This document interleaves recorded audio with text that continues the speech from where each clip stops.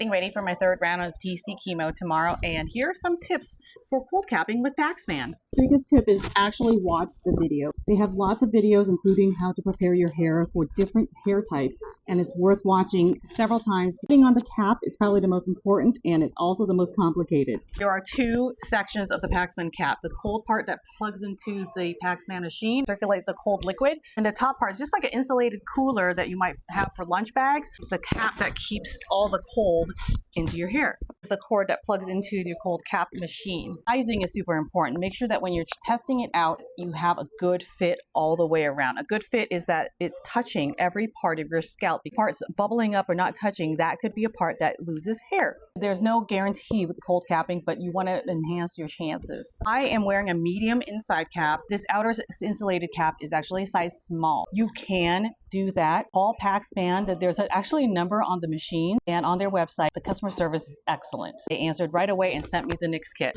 Bungee cords on the helmet, once you put it on, is how you're going to tighten it up around your head. You don't want any bubbling if you can help it. Make sure the blue part, when you're tightening, is still touching all parts of your head and is not bubbling up. When you get to the back, there's a trick that she does to tighten it. Yeah, so I take this and I thread it through both of them.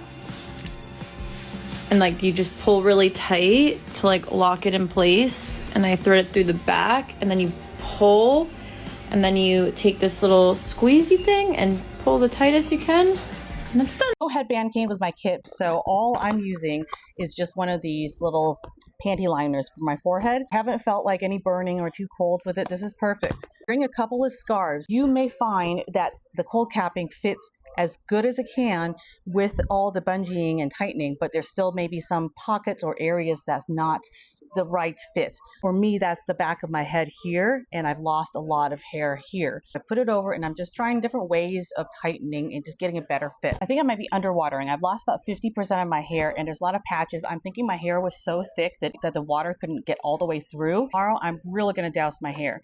I've heard of people going to the bathrooms and just running their hair underwater. It's just been so crowded in the bathrooms, and there's a line when I go, so I've just been using this.